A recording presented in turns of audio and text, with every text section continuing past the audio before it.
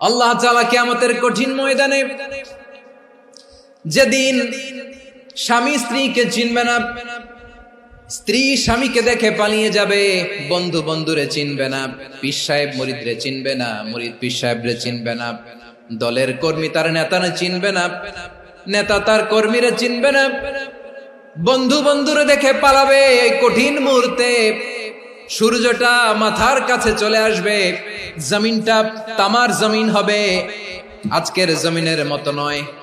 মানুষ ঘর্মাক্ত, ক্লান্ত, শ্রান্ত মাথার মগজগুলো কানের ছিদ্র আর নাকের ছিদ্র দিয়ে বেয়ে বেয়ে পড়বে। বিশ্বনবী ফরমান, কিয়ামতের ওই কঠিন ময়দানে 7 শ্রেণীর ব্যক্তিকে রব্বুল আলামিন তার আরশের নিচে ছায়া দিবেন।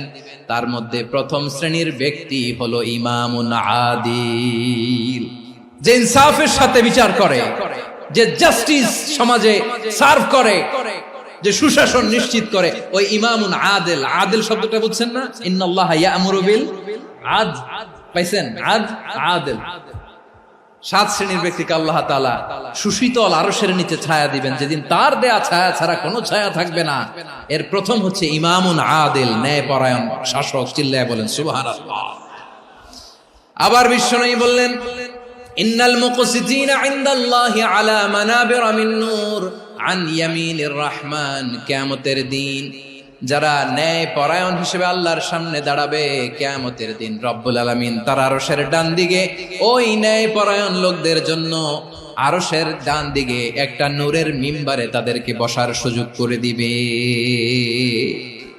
আল্লাহর আরশের ডান দিকে ন্যায় পরায়ণ লোকদের জন্য আল্লাহ তাআলা নূরের মিম্বার বানাবে। 4টে কেন কথা মনে করেছেন? আল আদাল, জাস্টিস। ইন্নাল্লাহা ইয়া'মুরু বিল আদল। আল্লাহ তাআলা এই আদালতের নির্দেশনা দেন, সুবিচার, সুশাসন। প্রিয় ভাইয়েরা, এটা আমরা বাংলাদেশে চাই কি চাই না? এই যে অরাজকতা, এই যে অন্যায়, এই যে জুলুম, এই যে ইনকনসিস্টেন্সি সমাজের অসঙ্গতির প্রধান কারণ জাস্টিস নাই, সুবিচার নাই, সুশাসন নাই। শেষবারের মতো আওয়াজ করে বলেন তো, আমরা বাংলাদেশে আদল চাই কি চাই না? তাহলে প্রথম নির্দেশনা শেষ। আল্লাহ তাআলা তোমাদেরকে আদলের আদেশ দেন। এরপরে আল্লাহ বললেন, আমি তোমাদেরকে ইহসানের আদেশ দেই। ইন্নাল্লাহা ইয়া'মুরু বিল আদলি ওয়াল ইহসান। আমি তোমাদেরকে যেমনি আদলের নির্দেশনা দেই, তেমনি ভাবে তোমাদেরকে ইহসানের নির্দেশনা দেই। ইহসান, আওয়াজ করে সবাই বলেন তো ইহসান। ইহসান মানে কারো প্রতি সফট হার্টেড হওয়া, মহানুভব হওয়া, অনুগ্রহ পরায়ণ হওয়া, অনুগ্রহশীল হওয়া, একে অপরের প্রতি দয়াদ্র হওয়া। একে অপরের প্রতি দয়াদ্র, অনুগ্রহশীল হওয়া ছাড়া মানবিক সমাজ কশিনকালেও গঠন করা সম্ভব না। প্রিয় ভাইয়েরা, সুন্দর আচরণ দিয়ে, ইহসান দিয়ে যা জয় করা যায়, নরম আচরণ দিয়ে যেটা অর্জন করা যায়, কঠোরতা দিয়ে সেটা পারা যায় না। বিষ্ণু ঈসা ইসলাম ইহসান দিয়ে, কোমল আচরণ দিয়ে, তার অনুগ্রহ দিয়ে তিনি অনেক কাফিরের হৃদয়কে জয় করে ফেলেছেন। সাইয়েদনা সুমামা ইবনে উসাল রাদিয়াল্লাহু তাআলা আনহুর কথা মনে পড়ে যায়। তিনি ছিলেন ইয়ামামার বাদশা। মদিনাতে বিশ্বনবীকে হত্যা করার নিয়তে এসেছিলেন। গোপনে গোপনে বিশ্বনবীকে হত্যা করে আবার ইয়ামামাতে তিনি ফিরে যাবেন। কিন্তু কি অবাক করা কাণ্ড, হত্যা করতে পারে নাই, সাহাবাদের হাতে তিনি ধরা পড়ে গেলেন। সাইয়েদনা সুমামা ইবনে উসাল রাদিয়াল্লাহু তাআলা আনহু হত্যার নিয়তে আসলেন, কিন্তু হত্যা করতে পারলেন না। সাহাবারা ওনাকে ধরে ফেললেন, ধরে মসজিদে নববীর পিলারের মধ্যে বেঁধে রাখলেন।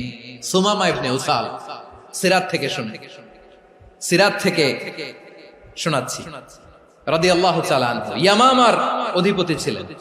বিশ্বনবীকে হত্যার জন্য আসছেন, ধরা পড়ে গেছেন, এখন মসজিদে নববীতে বেঁধে রাখছেন। তার মানে বন্দী। এখন স্ট্যাটাস কি? বন্দী, ক্যাপ্টিভ।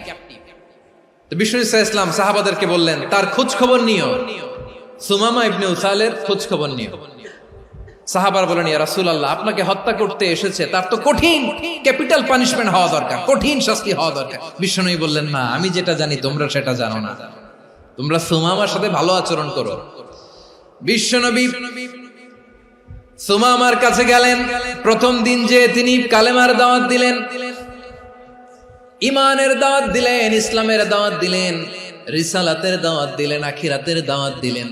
পরের দিন যে বিশ্বনবী সালাতের দাওয়াত দিলেন, যাকাতের দাওয়াত দিলেন, ইসলাম কি, কিভাবে, কেমন করে পালন করতে হয় চমৎকার আর্টিকুলেট করতে শুরু করলেন।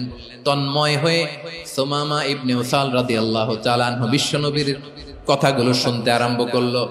একদিন নয়, 2 দিন নয়, টানা 3 দিন বিশ্বনবী সুমামার কাছে ইসলামকে প্রেজেন্ট করেছেন, উপস্থাপন করেছেন। আওয়াজ করে বলেন, কয় দিন?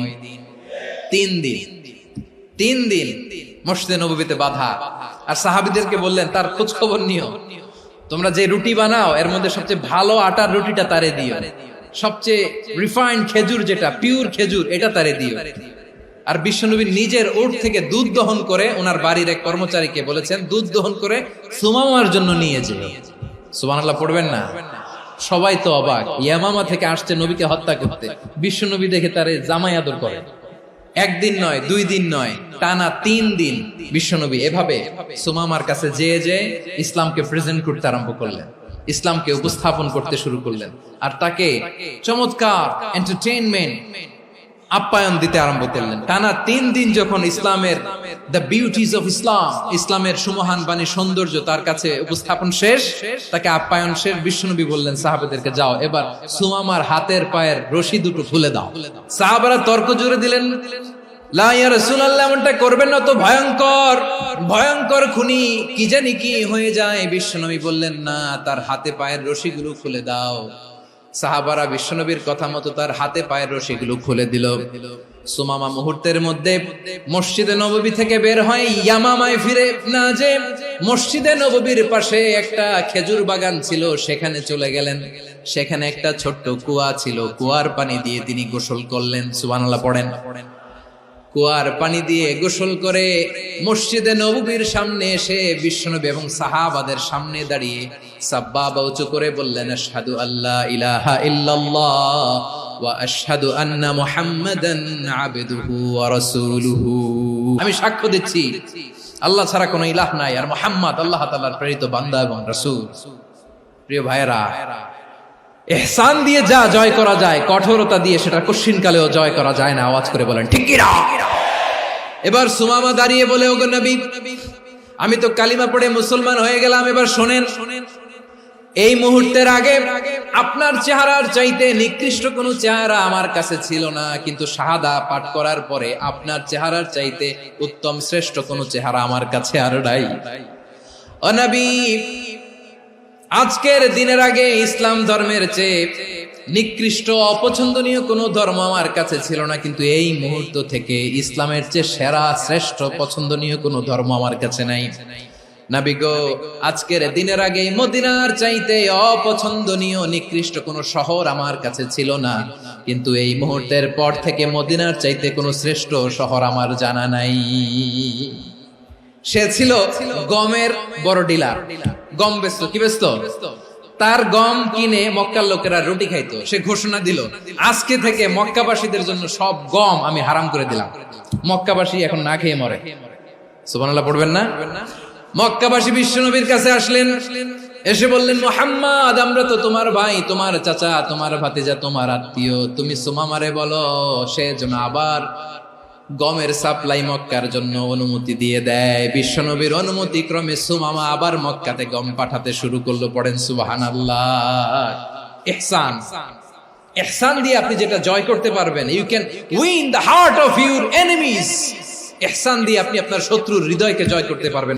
এজন্য আল্লাহ বললেন, ওয়া আনফিকু ফি সাবিলিল্লাহি ওয়া লা তুলকু বিআইদিকুম ইলাত তাহলুকা ওয়া আহসিনু ইন্নাল্লাহা ইউহিব্বুল মুহসিনিন।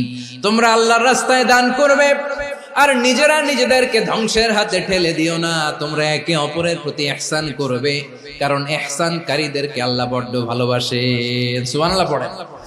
আবার সূরা রহমানে আল্লাহ বললেন, হাল জাযাউল ইহসানি ইল্লাল ইহসান ফাবিআইয়ি আলা, সবাই পড়েন ফাবিআইয়ি আলাই রাব্বিকুমা তুকাযযিবান। ইহসানের প্রতিদান হিসেবে ইহসানি হয়। বিশ্বনবী সুমামার প্রতি যেমন ইহসান করেছেন, সুমামাও ঠিক তেমন ইহসান ফিরিয়ে দিয়েছে, ঠিক কিনা বলেন? তাহলে এক নম্বরে হচ্ছে আদ, ন্যায় বিচার। দুই নম্বরে সবাই বলেন ইহসান, সদাচরণ। ইহসান দুই ধরনের প্রিয় ভাইরা, ইহসান ফিল ইবাদা, ইহসান ফিল মুআমালা। ইহসান ফিল ইবাদা হচ্ছে একাগ্র অনুভবে ইবাদতে ডুব দেওয়া, এর নাম ইবাদতের ইহসান। সুবহানাল্লাহ পড়ুন। বিশ্বনবী বলেন ইহসান মানে কি জানো নাকি? হাদিসে জিবরিলে সাইয়েদনা জিবরিল আলাইহিস সালাম বিশ্বনবীকে বললেন আখবিরনি আনিল ইহসান। নবী আমাদেরকে বলেন ইহসান মানে কি? বিশ্বনবী বললেন আনতা আবুদাল্লাহা কাআন্নাকা তারাহু ফাইন লাম তাকুন তারাহু ফাইন্নাহু ইয়ারাক। ইহসান মানে হলো এমন ভাবে তুমি আল্লাহর সামনে নিজেকে উজাড় করে ইবাদত করবে, তুমি ভাববে তুমি আল্লাহকে দেখতে পাচ্ছ। আর এটা যদি ভাবা তোমার জন্য কঠিন হয়ে যায়, অন্তত এতটুকু তুমি ভাববা যে আল্লাহ তোমাকে দেখতে পাচ্ছেন, ঠিক কিনা বলেন? ও আমার বীর চট্টলার ভাইয়েরা, কেউ যেটা দেখে না সেটা দেখে কে? এই বিশ্বাস হৃদয়ের মধ্যে আছে? নামাজে যখন দাঁড়ান এই ফিলিংসটা আনা যাবে? এসা পর্যন্ত যে আমরা হায়াত পাবো কোনো গ্যারান্টি আছে? সবাই আওয়াজ করে বলেন গ্যারান্টি আছে? গ্যারান্টি নাই। এজন্য বিষ্ণু ইসলাম বলেছে এমন ভাবে নামাজে দাঁড়াও, ইবাদত করো, মনে করো হতে পারে এটাই আমার জীবনের শেষ নামাজ। পারফর্ম দ্য সালাহ as if this is your last and final prayer. এমন ভাবে সালাতে দাঁড়াও, ভাবো হতে পারে এটাই তোমার জীবনের শেষ নামাজ। এমন ভাবে নামাজে দাঁড়াও, ভাবো এটাই শেষ নামাজ। তাহলে নামাজে একাগ্রতা বাড়ায় দিবে কে? ফলে ইবাদতের ইহসান আমাদের অর্জিত হবে। আর মুআমালাতে ইহসান হলো, বিশ্বনবী বলেন ইন্নাল্লাহা তাবারাকা ওয়া তাআলা কাতাবাল ইহসানা আলা কুল্লি শাই ফাইযা কাতালতুম ফাআহসিনুল কিতলা ওয়া ইযা যাবাহতুম ফাআহসিনুয যাবহা ওয়ালিয়ুহিদ্দা আহাদুকুম শাফরাতাহু ওয়ালিয়ুরিহ যাবিহাতাহু। ইহসান দুই ধরনের, আওয়াজ করে বলতে হবে কয় ধরনের? একটা হচ্ছে ইহসান ফিল ইবাদা, ইবাদতে ইহসান। ইবাদতে ইহসান কি? একাগ্র অনুভব দিয়ে ইবাদত করা, মন প্রাণ দিয়ে ইবাদত করা। আর মুআমালাতে ইহসান কি? সব কাজে, দৈনন্দিন কাজে, কর্মে, সামাজিক অ্যাক্টিভিটিতে কোমলতা প্রদর্শন করা, অনুগ্রহের সাথে সবকিছু করা। আল্লাহ তাআলা ইন্নাল্লাহা তাবারাকা ওয়া তাআলা কাতাবাল ইহসানা আলা কুল্লি শাই, তিনি সবকিছুর ব্যাপারে ইহসানকে আবশ্যক করেছেন। সবকিছু, মুমিনের সব কাজে ইহসানের পরশ থাকবে। ওয়া ইযা কাতালতুম ফাহসিনুল কিতলা, বিষ্ণুই বলেন তুমি যখন কাউকে হত্যা করো ইহসানের সাথে করো। সুবহানাল্লাহ পড়বেন না? যখন হত্যা করো তখনও ইহসানের সাথে। আচ্ছা হত্যা করবো আবার ইহসান আসবে করতে করে তো মেরেই ফেলবো আমি। আল্লাহ, ও ভাই একজন খুন করেছে, খুনি, রাষ্ট্রীয় আইনে তার শাস্তি হয়েছে ডেথ পেনাল্টি, মৃত্যুদণ্ড। এখন মৃত্যুদণ্ড দেখে আপনি যেমনি মন চায় তেমনি মারবেন লোকটারে? ওর নাক কেটে ফেলতে পারবেন? ওর কান কাটতে পারবেন? ওর চোখ উপড়ে ফেলতে পারবেন আপনি? যেমন মন চায় তার অঙ্গহানি করা যাবে না। ইহসানের সাথে তাকে হত্যা করো। সুবহানাল্লাহ, this is Islam, this is the true essence of Islam. ওয়া ইযা যাবাহতুম ফাহসিনুয যাবহা, যখন জবাই করবে তখনও ইহসানের সাথে জবাই করবে। করব জবাই, ওইখানেও নাকি ইহসান। আচ্ছা কুরবানির দিন আমরা পশুগুলোরে কি করি বলেন সবাই আওয়াজ করে? জবাই। জবাই মানে তো এটার মেরেই ফেলতেছি, একটু পরে তো টুকরো টুকরো করে গোশতগুলো খাবো, এটা তো খাবো, এটা তো মেরেই ফেলবে। বিষ্ণু বলে না, জবাইয়ের মধ্যেও মুমিনের জবাইয়ের ভেতরেও ইহসানের পরশ থাকা চাই। যখন জবাই করবে প্রাণীটাকে হাত পা টাইট করে বেঁধে নাও, ছুরিটাকে শার্পেন করে নাও, ধারালো করে নাও, যাতে অল্প সময়ে জবাইটা হয়ে যায়, প্রাণীটা যাতে কম কষ্ট পায়। সুবহানাল্লাহ পড়ে। দিস ইজ কল্ড ইহসান। আল্লাহ তাআলা যেমনি আদলের আদেশ করেছেন, ন্যায় বিচার, জাস্টিস এনশিওর করতে বলেছেন, সমাজে ইহসানের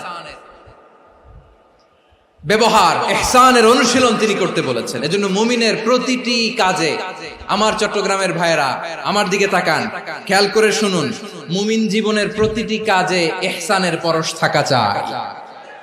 আমরা যেন আমাদের পরিবারের প্রতি ইহসান করি, আমরা যেন আমাদের কর্মচারীদের প্রতি ইহসান করি, আমরা যেন আমাদের কলিগদের প্রতি ইহসান করি, আমরা যেন আমাদের ভাইদের প্রতি ইহসান করি। মুমিন জীবনের প্রতি কাজে ইহসানের পরশ থাকার দরকার আছে না নাই? কথা বুঝতে পেরেছেন? তাহলে আল্লাহ তাআলার তিনটা আদেশ ছিল, কয়টা গেল? প্রথমে কি ছিল? আদল। 2 নম্বরে, 3 নম্বরে রব্বুল আলামিন বললেন ওয়া ইতাইদিল কুরবা, নিকটাত্মীয়দেরকে দান করো। নিকট আত্মীয়দেরকে দাও, যারা তোমাদের ব্লাড কানেকশনের আত্মীয় তাদেরকে তোমরা দাও। এখানে জেনারেলি বললেন দাও, কি দিব সেটা তিনি এখানে বলেন নাই, সেটা তিনি সূরাতুল ইসরার মধ্যে বলেছেন। আল্লাহ বলেন ওয়া আতিযাল কুরবা হাক্কাহ, নিকট আত্মীয়দেরকে তাদের অধিকার, তাদের প্রাপ্য তোমরা বুঝিয়ে দাও। দেখেন, একটা শান্তির সমাজ, একটা সমৃদ্ধ সমাজ, একটা মানবিক সমাজ গঠনের জন্য আল্লাহ তাআলা বেশি না, মাত্র 3টা অর্ডার, 3টা ভার্ডিক্ট তিনি জারি করেছেন। 1 নাম্বার সুশাসন, ন্যায় বিচার। 2 নাম্বার ইহসান। 3 নাম্বার নিকটাত্মীয়, যারা কাছের, তোমার ভেরি ক্লোজ রিলেশনশিপে আছে, তাদেরকে দাও। দাও, দিলে বাড়িয়ে দেয় কে? অনেকে দিতে চায় না, কৃপণতা করে। দিলে বাড়ায় দেয় কে? ও মিয়া, মদিনার মধ্যে সবচাইতে গরিব সাহাবী ছিল বেলাল রাদিয়াল্লাহু তাআলা আনহু। ওনার এন্টায়ার অ্যাসেট, সম্পদের পরিমাণ কতদূর জানেন? একটা লুঙ্গি। বেলাল রাদিয়াল্লাহু তাআলা আনহু, ওনার টোটাল ওয়েলথের এস্টিমেশন হচ্ছে মাত্র একটা লুঙ্গি। একটা লুঙ্গি, টোটাল ওয়েলথ এস্টিমেশন, টোটাল সম্পদের পরিমাণ বেলাল রাদিয়াল্লাহু তাআলা আনহুর কি ছিল? ওই বেলাল রাদিয়াল্লাহু তাআলা আনহুকে বিষ্ণু ইসলাম বলেছেন আনফিক ইয়া বেলাল, ও বেলাল তুমিও দাও। ওয়ালা তাখশা মিন যিল আরশি ইখলালা, আরশের অধিপতির তো কোনো ঘাটতি নাই, তুমি দিলে ওই আল্লাহ তোমারে বাড়ায় দিবে। এজন্য আমার প্রিয় ভাইয়েরা, দিলে কমে না, দিলে বাড়ে। অনেকে ধরে রাখে, নতুন কিছু নিতে পারে না, হাত দিয়ে যেটা ধরে রেখেছেন এটা দিয়ে দেন, বড় একটা ধরার সুযোগ পাবেন। জোরে বলেন ঠিক কিনা? রব্বুল আলামিন বললেন 3 নাম্বার আদেশ হলো তোমাদের প্রতি সমাজটারে কেমন করে মানবিক সমাজ, সুন্দর সমাজ গড়বা। 3 নাম্বার আদেশ হলো ওয়া আতিদাল কুরবা হাক্কা, নিকটাত্মীয়দেরকে তাদের প্রাপ্য বুঝিয়ে দাও। এই নিকটাত্মীয়দেরকে তাদের অধিকার বুঝিয়ে দেওয়া, প্রাপ্য বুঝিয়ে দেওয়াতে আমাদের গাফলতি আছে না নাই? অনেকে দেখবেন অনেক আল্লাহওয়ালা, তাহাজ্জুদ গুজার, সেজদা দিতে দিতে কপালে কালো দাগ ফেলে দিছে, সে তার বোনের হকটা আদায় করে নাই, আছে না নাই? অনেক বড় হাজী সাহেব, বিশাল লম্বা দাড়ি, ছেলেরে সব দিয়ে দিছে, মেয়েরে কিছু দেয় নাই, মেয়ের হক আদায় করে নাই, আছে না নাই? এই হাজী সাহেবেরা, এই আল্লাহওয়ালারা কিয়ামতের ময়দানে আটকে যাবে। আপনি অন্যের অধিকার নষ্ট করেছেন, তাদের রাইটস কে ভায়োলেট করেছেন। এজন্য আল্লাহ তাআলা বলেন, কারো অধিকার যদি কেউ নষ্ট করে, ওই সমাজটা মানবিক সমাজ কঠিনকালেও হতে পারে না। এজন্য 3 নম্বর আল্লাহ বললেন ওয়া ইতাইদিল কুরবা, নিকটাত্মীয়দেরকে দাও। কি দিবা? তাদের অধিকার দিয়ে দাও। বোনের অধিকার বুঝিয়ে দাও, মেয়ের অধিকার বুঝিয়ে দাও, ফুফুর অধিকার বুঝিয়ে দাও। দেখবেন অনেক মায়েরা ছেলের পাতে মুরগির রান দেয়, মেয়ের পাতে দেয় মুরগির ঠ্যাং। তো মেয়ের কি মুরগির রান খেতে মনে চায় না? মনে চায় না? এমনটা করা যাবে না। নিকটাত্মীয়দেরকে অধিকার দিয়ে দাও, নিকটাত্মীয়ের সাথে সুসম্পর্ক রাখো। আদেশটা কার? এজন্য প্রিয় ভাইয়েরা, জীবনে যদি বারাকা অর্জন করতে চান, নিকটাত্মীয়দের সাথে সুসম্পর্ক রাখতে হবে, তাদের জন্য উপহার পাঠাতে হবে। বিশ্বনবী বলেন লা ইয়াদখুলুল জান্নাতা কাতে, যে ব্যক্তি আত্মীয়তার সম্পর্ককে ছিন্ন করে দেয়, সে কঠিন কালেও আল্লাহর জান্নাতে ঢুকবে না। আপনি কি এটারে সহজ হাদিস মনে করছেন? এটা সহজ কথা? আপনি ভাবছেন আপনার নামাজ আপনারে বাঁচাতে পারবে, আপনার রোজা বাঁচাতে পারবে, আপনার তাহাজ্জুদ আপনারে বাঁচাতে পারবে? অধিকার নষ্ট করলে কিছুই আপনারে বাঁচাতে পারবে না। এজন্য নিকট আত্মীয়দেরকে দিতে হবে বেশি বেশি। বিশ্বনবী বলেন ইন্না সাদাকাতা আলাল মিসকিনি সাদাকা ওয়া আলা যির রাহিমি ইসনাতান সাদাকাতুন ওয়া সিলা। মিসকিন রে দান করলে শুধু দানের সওয়াব হয়, নিকট আত্মীয়কে দান করলে 2টার সওয়াব হয়, সাদাকার সওয়াব হয়, আবার আত্মীয়তার বন্ধন অটুট রাখার সওয়াব হয়ে যায়। আবার বিশ্বনবী বললেন মান সাররাহু আইয়ুবসাতা লাহু ফি রিজকিহি ওয়া ইনসালাহু ফি আসারিহি ফালইয়াসিল রাহিমা। যে ব্যক্তি তার রিজিকের প্রশস্ততা চায় আর হায়াতে বরকত চায়, সে যেন তার আত্মীয়ের সাথে সুসম্পর্ক রাখে। আমার প্রিয় চট্টলার ভাইয়েরা, আমাদের রিজিক বাড়ুক, এটা আমরা চাই কি চাই না? সবাই চান? হ্যাঁ, আমাদের রিজিকে প্রশস্ততা আসুক, চাই কি চাই না? আমাদের হায়াতে বরকত আসুক, আমরা চাই কি চাই না? এই দুইটা যদি চান তাহলে নিকটাত্মীয়দের সাথে সুসম্পর্ক রাখবেন। পারবেন? তাহলে সমাজটারে মানবিক সমাজ বানায় দিবে কে? তিনটা আদেশ চলে গেল। 1 নম্বরে কি ছিল? 2 নম্বরে, 3 নম্বরে নিকটাত্মীয়দেরকে দান। আল্লাহ তাআলা তিনটা জিনিসের যেমনি আদেশ করেছেন, অনুরূপ ভাবে তিনটা বিষয় তিনি বারণ করেছেন, নিষেধ করেছেন, ওগুলোর কাছেও যাওয়া যাবে। রাব্বুল আলামিন বলেন, ওয়ায়ানহা আনিল ফাহশাই ওয়াল মুনকারি ওয়াল বাগি। আমি যেমনি তিনটি বিষয়ে আদেশ করলাম, অনুরূপ ভাবে তিনটি বিষয়ে বারণ করলাম, নিষেধ করলাম। আমার 1 নাম্বার নিষেধাজ্ঞা হলো অশ্লীলতার প্রতি। ফাহশা, ওয়ায়ানহা আনিল ফাহশা, আল্লাহ তাআলা অশ্লীলতাকে নিষেধ করেছেন। কোন জিনিসকে? সবাই বলুন, কোন জিনিসকে? যত ধরনের, যত টাইপের, যত ক্যাটাগরির অশ্লীলতা হতে পারে সব অশ্লীলতাকে হারাম করেছেন কে? ফাহশা মানে কি? কথায়, কাজে, আচরণে, কমেন্ট, ফেসবুকের কমেন্টসে যত ধরনের নোংরামো আছে, যত ধরনের অশ্লীলতা আছে, এটাকে আরবিতে বলে ফাহশা। রাব্বুল আলামিন বলেন, কুল ইন্নামা حرم ربي الفواحش ما ظهر منها وما بطن। ও নবী, আপনি বলে দেন, আমার রব প্রকাশ্য, অপ্রকাশ্য, স্পষ্ট কিংবা অস্পষ্ট, দৃশ্যমান কিংবা অদৃশ্যমান সব অশ্লীলতাকে হারাম করেছেন। সব ধরনের অশ্লীলতা হারাম। আল্লাহ তাআলা আমাদেরকে অশ্লীলতা থেকে বাঁচান। এবার বলেন, আমাদের সমাজে অশ্লীলতা আছে না নাই? অশ্লীলতা নানা ভাবে, নানা নামে, নানা মোড়কে আমাদের সমাজে আছে না নাই? সংস্কৃতির নামে, ফ্যাশনের নামে, বিনোদনের নামে, উপন্যাসের নামে, কনসার্টের নামে অশ্লীলতা আছে না নাই? আপনি দেখেছেন কনসার্টগুলোর অবস্থা? আমাদের তরুণ তরুণীরা, আমাদের যুবক যুবতীরা, আমাদের জেনজিরা, কি অবস্থা ওইখানে? কনসার্টের নামে অশ্লীলতা আছে না নাই? ছেলে মেয়ে একে অপরকে জড়ায় ধরতেছে, একে অপরকে চুমু খাচ্ছে, প্রকাশ্যে, দিবালোকে, গণমানুষের সামনে। আল্লাহ তাআলা এই অশ্লীলতা থেকে আমাদেরকে বেঁচে থাকতে বলেছেন। রূপালী জগতের নামে অশ্লীলতা আছে না নাই? এই টার্মটা আপনারা জানেন না? রূপালী জগৎ কি জগৎ? আসলে কি রূপালী জগৎ না অন্ধকার জগৎ? আমার বোনেরা, আপনাদেরকে যে কি বলে তারা বুঝায়, রূপালী জগৎ শুনেই আপনি ভরকে যাবেন না। রূপালী জগতে যে নারী যত বেশি উলঙ্গ, সে নাকি তত বেশি সাহসী।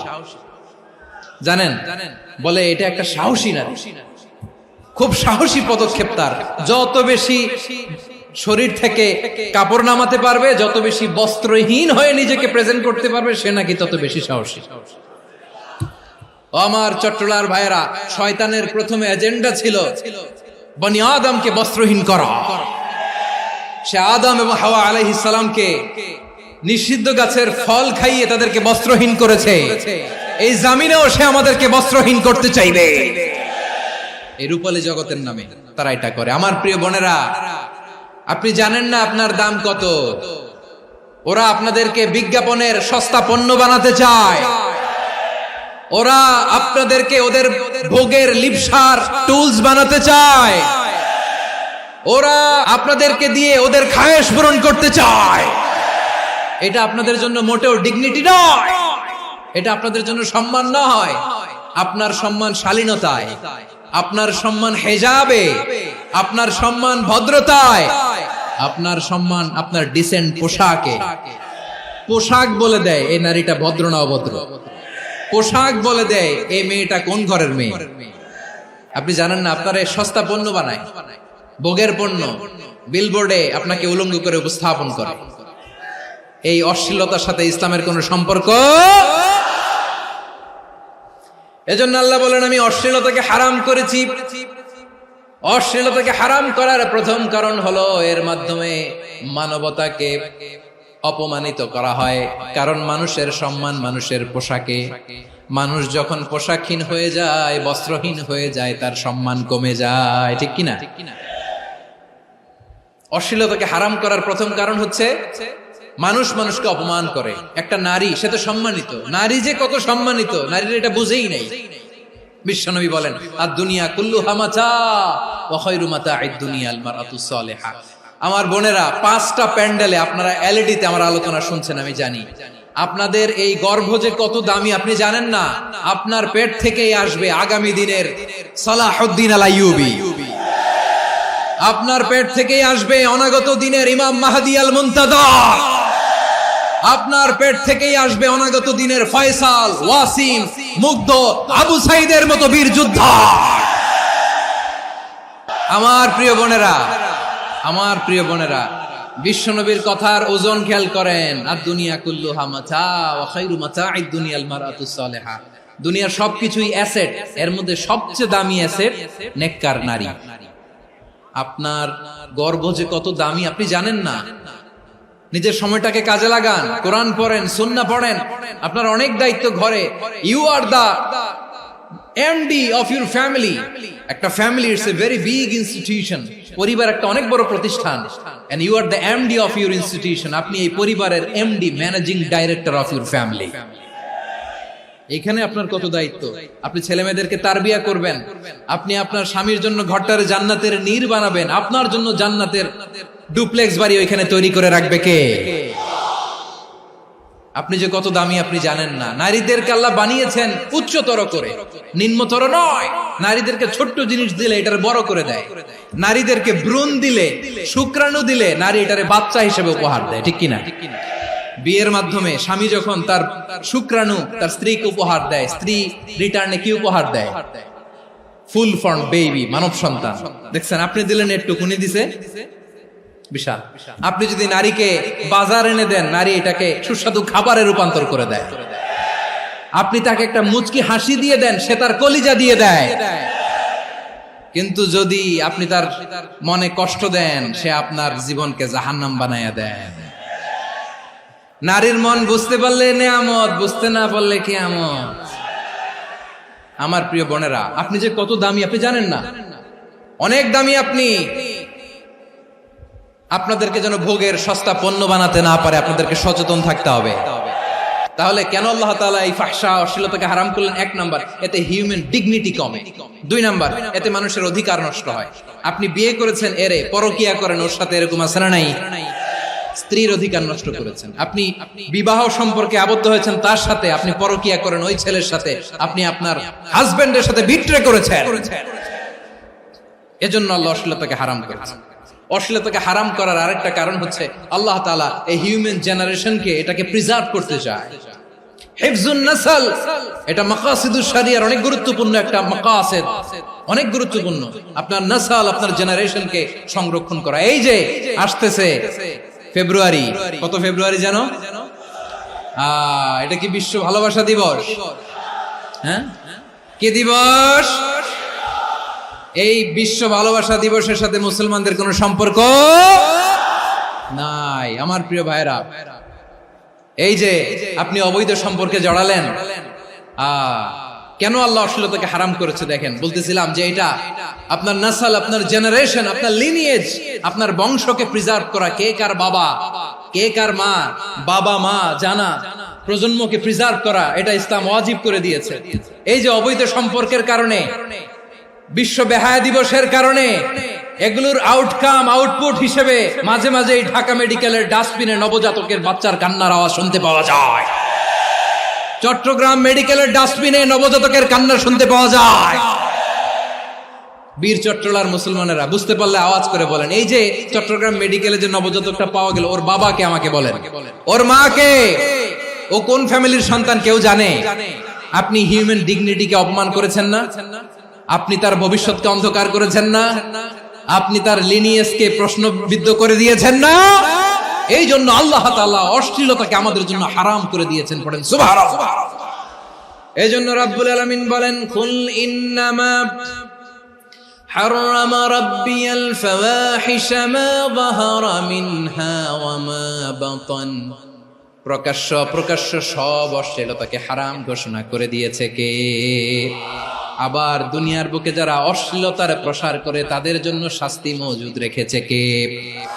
রব্বুল আলামিন বলেন ইন্নাল্লাযীনা ইউহিব্বুনা আন তাশিআল ফাহিশাতু ফিল্লাযীনা আমানু লাহুম আযাবুন আলীমুন ফিদ দুনিয়া ওয়াল আখিরাতি ওয়াল্লাহু ইয়ালামু ওয়া আনতুম লা তা'লামুন। নিশ্চয়ই যারা বিশ্বাসীদের মাঝে অশ্লীলতার প্রচার প্রসার করতে চায় তাদের জন্য আমি মর্মন্তুদ শাস্তি প্রস্তুত করে রেখেছি, দুনিয়াতেও রেখেছি, আখিরাতেও রেখেছি। ঘোষণাটা কার? যারা এই নাটকের নামে, সিনেমার নামে, রূপালী জগতের নামে, মুভির নামে, ওটিটি প্ল্যাটফর্মের নামে আমার সমাজে অশ্লীলতা ছড়াতে চায় তাদের জন্য কঠিন মর্মন্তুদ শাস্তি মজুদ রেখে দিয়েছে কে? ও আমার বোনেরা, এখনো আপনি জাগবেন না? এখনো আপনার চিন্তার দুয়ারে এখনো নাড়া পড়ে নাই? ওরা আপনাকে উলঙ্গ বানাতে চায়, ওরা আপনাকে আইটেম গার্ল বানাতে চায়। এজন্য ইসলাম অশ্লীলতাকে হারাম করেছে। হারাম। ইসলাম বলেছে যোজন যোজন দূরে থাকো, ওরা বলে না কাছে আসো, কাছে আসার গল্প, ক্লোজ আপ ওয়ান, কাছে আসার গল্প আছে না নাই? তাহলে অশ্লীলতার সাথে আমাদের কোনো সম্পর্ক? সবাই বলতে পারেননি, আওয়াজ করে বলুন, অশ্লীলতার সাথে আমাদের কোনো সম্পর্ক?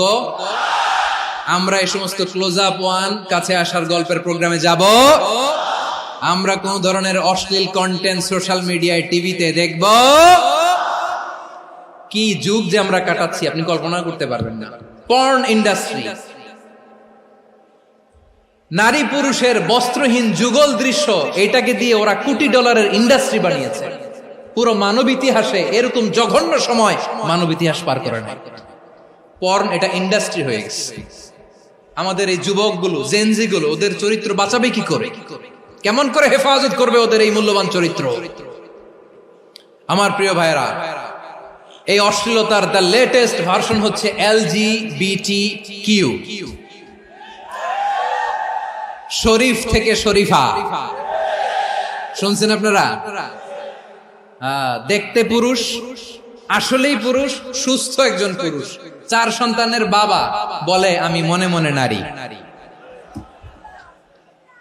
দেখতে নারী, সুস্থ নারী, আসলেই সে দিব্যি একজন নারী, বলে আমি মনে মনে পুরুষ।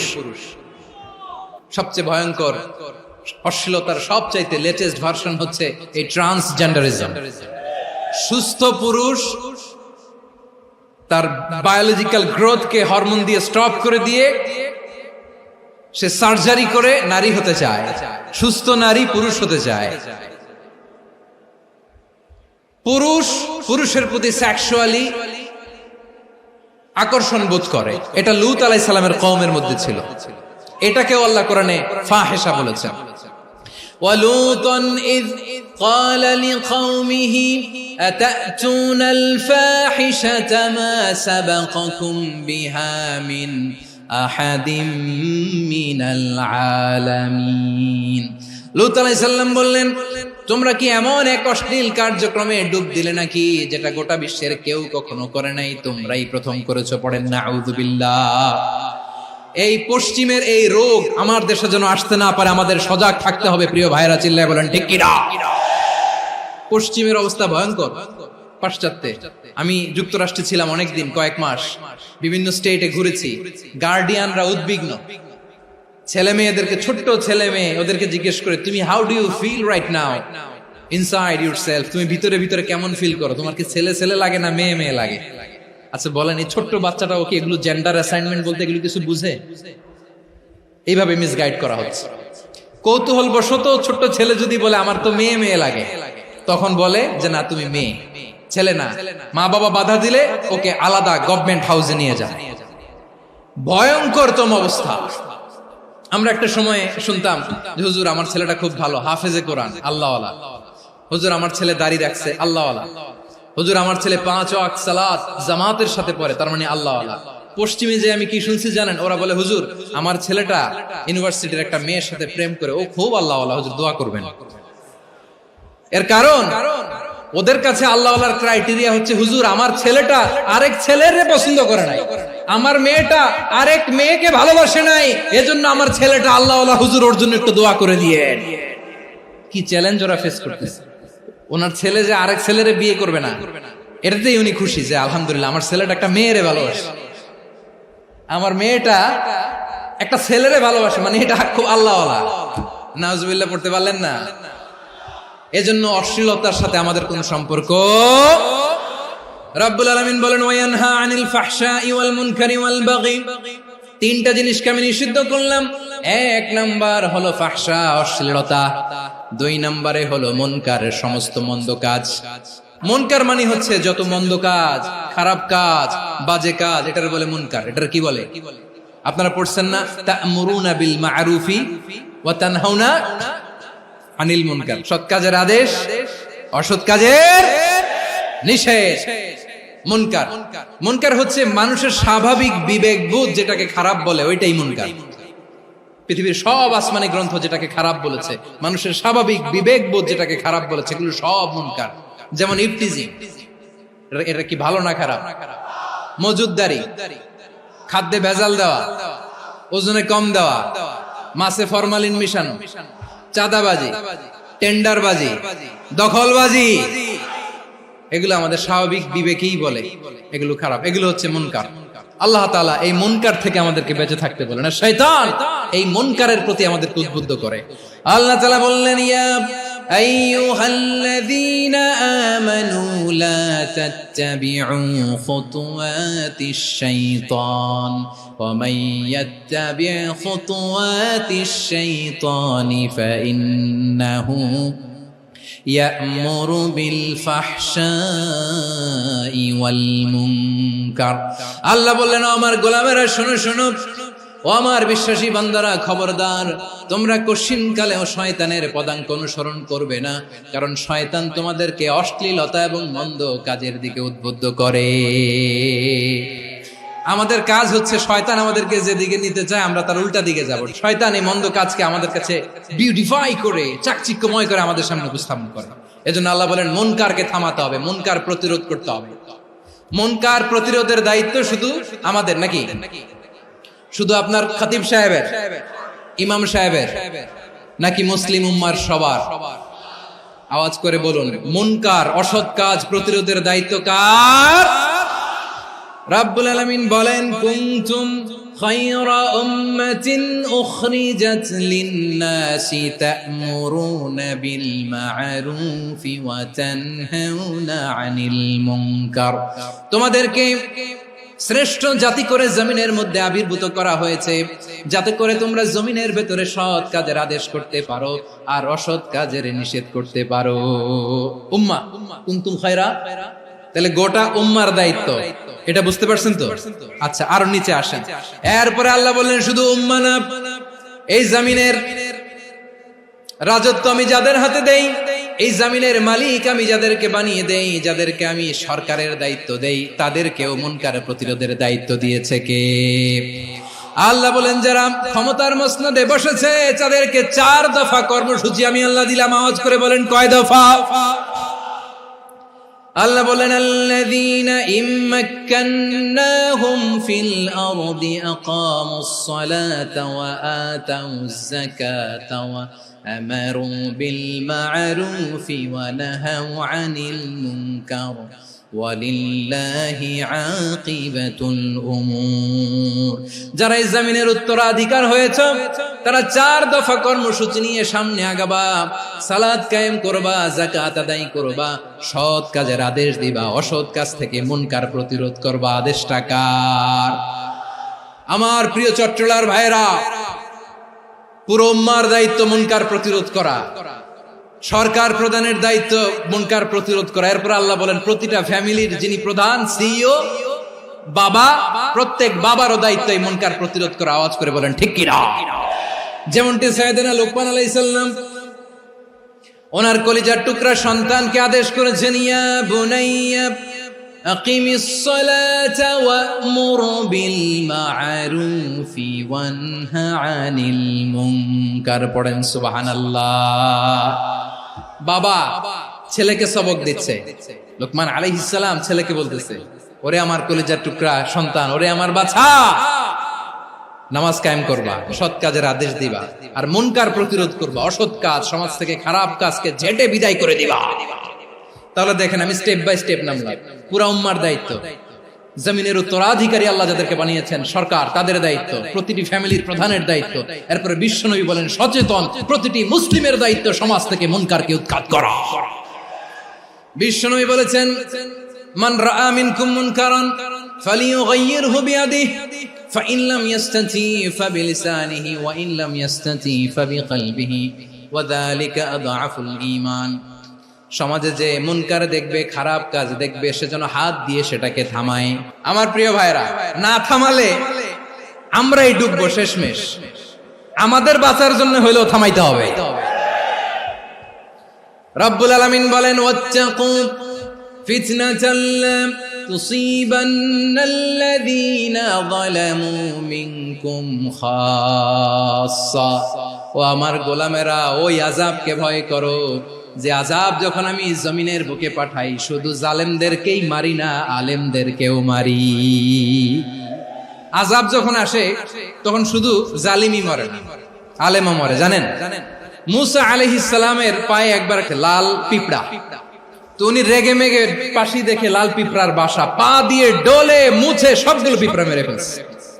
এই ঘটনাটা আল্লাহ ঘটিয়েছেন। এজন্য মুসা আলাইহিস সালাম ছিলেন কালিমুল্লাহ, সরাসরি আল্লাহর সাথে কথা বলতেন। তিনি আল্লাহকে জিজ্ঞেস করেছিলেন, আল্লাহ তুমি যখন কোন জনপদে আযাব পাঠাও, শাস্তি দাও, ওখানকার শুধু জালেমরাই তো মরে না, ভালো মানুষগুলাও মরে, তো আযাব দিবা মুশরিকদের উপর দিবা, অবাধ্যদের উপর দিবা, ভালো মানুষগুলোরে মারো কেন?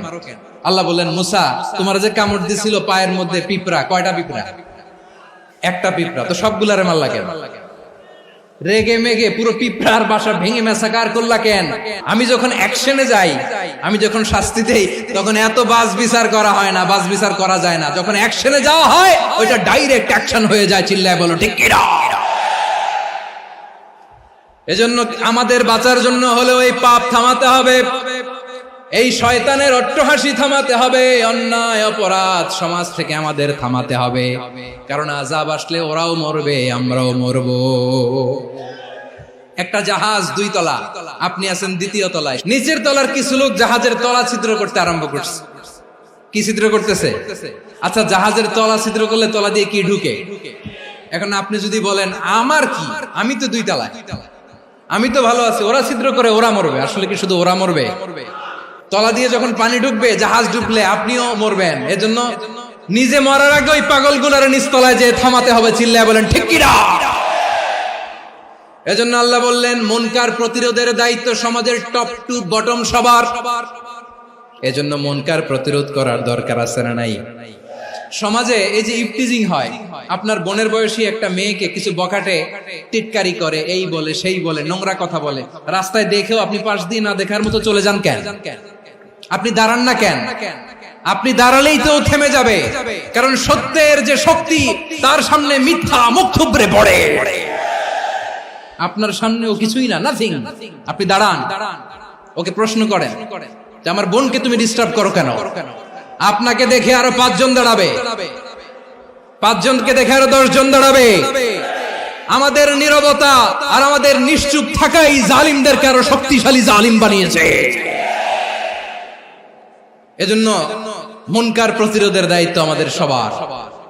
টেন্ডারবাজি, চাঁদাবাজি, দুর্নীতি, অপরাধ, দখলদারিত্ব, মজুদদারি, এগুলো সবকিছু একসাথে প্রতিরোধ করতে হবে। ঠিক কিনা বলেন?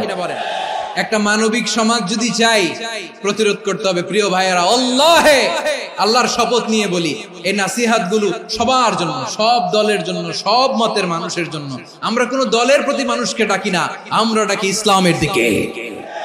সব দলের, সব মতের, সব মানুষদেরকে আমরা আহ্বান জানাই, আসুন আমরা একটা সুন্দর সমাজ বিনির্মাণ করি। এই যে নতুন বাংলাদেশের এক সুযোগ এসেছে, আর জীবনে হয়তো আসবে না, সামনের 100 বছর এই সময় আসবে না। আসুন দেশটাকে আমরা সাজাই, আসুন আমরা দুর্নীতি বন্ধ করি, আসুন আমরা চাঁদাবাজি বন্ধ করি, আসুন আমরা দখলদারিত্ব বন্ধ করি, আসুন আমরা এক দল আরেক দলকে নিশ্চিহ্ন করার যে রাজনীতি, এটা বন্ধ করি। সব দলের প্রতি আমার আহ্বান, আমরা চাঁদাবাজ মুক্ত বাংলাদেশ চাই, জুলুম মুক্ত বাংলাদেশ চাই, ফ্যাসিজম মুক্ত বাংলাদেশ চাই, গুণ খুন খারাপি মুক্ত বাংলাদেশ চাই, আমরা নতুন ভোরের বাংলাদেশ চাই। ওই বাংলাদেশ পাওয়ার জন্য মুনকার প্রতিরোধে, অন্যায় প্রতিরোধে যদি বাঘের বাচ্চার মতো, আবু সাইদের মতো দুই হাত উঁচু করে বুককে টান টান করে প্রসারিত করে দাঁড়াতে হয়, রাজি আছো মুসলমান? রাব্বুল আলামিন বলেন, ওয়ায়ানহা আনিল ফাহশাই ওয়াল মুনকারি ওয়াল বাগি ইয়াইযুকুম লাআল্লাকুম তাযাক্কারুন। আল্লাহ বললেন, আমি অশ্লীলতাকে নিষেধ করি, আমি সব ধরনের মন্দ কাজকে নিষিদ্ধ করি, সব শেষে আমি সীমা লঙ্ঘনকে তোমাদের জন্য নিষিদ্ধ করি। নিষিদ্ধ করেছেন কয়টা জিনিস? 1 নম্বরে অশ্লীলতা, 2 নম্বরে মুনকার তথা সব মন্দ কাজ, 3 নম্বরে আল বাগি সীমা লঙ্ঘন, ক্রসিং দ্য লিমিট। সীমা লঙ্ঘন করা ভালো না। We all should know our limits. চিল্লায় বলেন ঠিক কিনা? একই আয়াতে আল্লাহ বললেন, কুল ইন্নামা হারামা রাব্বিয়াল ফাওয়াহিশা মা যাহারা মিনহা ওয়া মা বাতানা ওয়াল ইসমা ওয়াল বাগিয়া বিগাইরিল হক। অন্যায় ভাবে যে অবাধ্য হয়, যে সীমা লঙ্ঘন করে, তাদেরকেও আমি এটা হারাম করে দিলাম। সীমা লঙ্ঘন করা হারাম। আল্লাহ বারবার বারবার আমাদেরকে ওয়ার্নিং দেয়। যখন আমরা থামি না তখন আল্লাহ ধরে, আর যখন ধরে তখন ছাড়ে না। ধরে ধরে ধরে না, ধরলে আল্লাহ। ফেরাউনকে কিন্তু হুট করে ধরে নাই, আপনারা জানেন 9 বার ওয়ার্নিং দিয়েছে। ফেরাউনকে আল্লাহ তাআলা ওয়ার্নিং দিয়েছিল কয়বার? রাব্বুল আলামিন বলেন, ওয়ালাকাদ আতাইনা মূসা 9 আয়াতিন বাইয়িনাত। 9টা মুআজিজা দেখিয়েছি। 1 2 3 বারবার এইভাবে রিমাইন্ডার, ওইভাবে রিমাইন্ডার, এইভাবে নসিহত, ওইভাবে দাওয়া। ফাকুলা লাহু কাওলান লাইয়িনা, নরম করে বলো, সফট করে বলো, যত ওয়ে হতে পারে দাওয়া মেথডোলজি। মুসা আলাইহিস সালামের সব অ্যাপ্লাই শেষ। 10ম বারে যে আল্লাহ ধরছে, 10ম বারে যে ধরেছে। এজন্য আল্লাহ বলেন, আমি সীমা লঙ্ঘনকে পছন্দ করি না। কোরআনের অন্য আয়াতে বাগীকে বলা হয়েছে আল ইতিদা। সীমা লঙ্ঘন যারা করে তাদেরকে আল্লাহ বলেছেন মুতাদিন। ওয়াকাতিলু ফি সাবিলিল্লাহিল্লাযীনা ইউকাতিলুনাকুম ওয়া লা তা'তাদু ইন্নাল্লাহা লা ইউহিব্বুল মুতাদিন। আমি সীমা লঙ্ঘনকারীদেরকে কোশ্চিনকালেও পছন্দ করি না। আমরা যেন সীমা লঙ্ঘন না করি, রাজি আছেন তো? যে কোনো ক্ষেত্রে ইবাদতে যেন সীমা লঙ্ঘন না করি। অনেকে আমরা ইবাদতে সীমা লঙ্ঘন করে ফেলি। বিশ্বনবী সাল্লাল্লাহু আলাইহি ওয়াসাল্লাম যেটা শিখিয়েছেন, এর বাইরে যে অতিরিক্ত বুজুর্গ হতে চায়, এরকম আছে না নাই? কোন ক্ষেত্রেই সীমা লঙ্ঘন করা যাবে, এমনকি যুদ্ধ ক্ষেত্রেও না। বিশ্বনবী সাল্লাল্লাহু আলাইহি ওয়াসাল্লাম বলেন, খবরদার যুদ্ধ ক্ষেত্রেও সীমা লঙ্ঘন করো না। কি সুন্দর ইসলাম আমরা পেয়েছি। বিশ্বনবী বলেন, খবরদার যুদ্ধের ময়দানে কোনো নারীর গায়ে হাত তোলো না, কোনো শিশুর গায়ে হাত তোলো না, কোনো গবাদি পশু হত্যা করো না, কোন শস্য ক্ষেত্র ধ্বংস করো না, ইবাদতরত অন্য ধর্মের কোন সন্ন্যাসীর গায়ে হাত তুলো না। বলেন সুবহানাল্লাহ। তাহলে আমরা সীমা লঙ্ঘন করতে পারবো? প্রিয় ভাইরা, একটা সুখী, সমৃদ্ধ, শান্তির সমাজ, মানবিক সমাজ যদি আমরা গঠন করতে চাই, আমাদের আল্লাহর দেয়া কয়টা আদেশ মানতে হবে বলেন দেখি? আর বেঁচে থাকতে হবে কয়টা জিনিস থেকে? আল্লাহর আদেশ কি? 1 নাম্বার আদাল, ন্যায়পরায়ণতা। আমরা সুবিচার, সুশাসন, ন্যায় বিচার চাই কি চাই না? 2 নম্বরে কি ছিল? মাশাআল্লাহ, আমরা যেন সবার প্রতি দয়া পরবশ হই, ইহসান করি। 3 নম্বরে কি ছিল? নিকটাত্মীয়দের দান করা, তাদের অধিকার প্রাপ্য বুঝিয়ে দেওয়া। পাশাপাশি 3টা জিনিস থেকে আল্লাহ বারণ করেছেন, নিষেধ করেছেন। তার প্রথমটা ফাহশা, অশ্লীলতা। অশ্লীলতার সাথে আমাদের কোনো সম্পর্ক। 2 নম্বর নিষেধাজ্ঞা কি ছিল? আল মুনকার, সমাজের যত মন্দ কাজ, এগুলোকে আমরা প্রতিরোধ করব। রাজি আছেন তো সবাই? 3 নম্বরে আল বাগী, সীমালঙ্ঘন। কোন মুসলিম সীমালঙ্ঘন করে না। রাব্বুল আলামিন শেষে বললেন, ইয়াইদুকুম লাআল্লাকুম তাযাক্কারুন। আল্লাহ তোমাদেরকে উপদেশ দেন যাতে তোমরা শিক্ষা গ্রহণ করো। আমরা উপদেশ দেব, আমরা জোর করে কাউরে কিছু মানাতে চাই না। লা ইকরাহা ফিদ্দিন ওয়াযাক্কির ফাইন্না যিকরা তানফাউল মুমিনিন। উপদেশ দিলে এটা মুমিনদের কাজে দেয়। লাস্তা আলাইহিম বিমুসাইতির ইন্নামা আনতা মুযাক্কির। নবী হে, আপনি রিমাইন্ডার দাতা, আপনি উপদেশ দিবেন। আমরাও বিশ্বনবীর এই হাদিসগুলো থেকে, কোরআনের আয়াত থেকে রিমাইন্ডার, এই কথামালা বাণী বাহক হিসেবে এই বাণীগুলো আপনাদের সাথে কাছে পৌঁছে দিলাম। আমরা আল্লাহ তাআলার কাছে প্রার্থনা করি, আল্লাহ আমরা যেন আদল দিয়ে আমাদের সমাজকে গঠন করতে পারি, আল্লাহ আমরা যেন ইহসান করতে পারি, আমরা যেন নিকটাত্মীয়দের দান করতে পারি। আল্লাহ যত ধরনের অশ্লীলতা, অনাচার, মন্দ কাজ, সীমালঙ্ঘন, অবাধ্যতা থেকে যেন আমরা বেঁচে থাকতে পারি।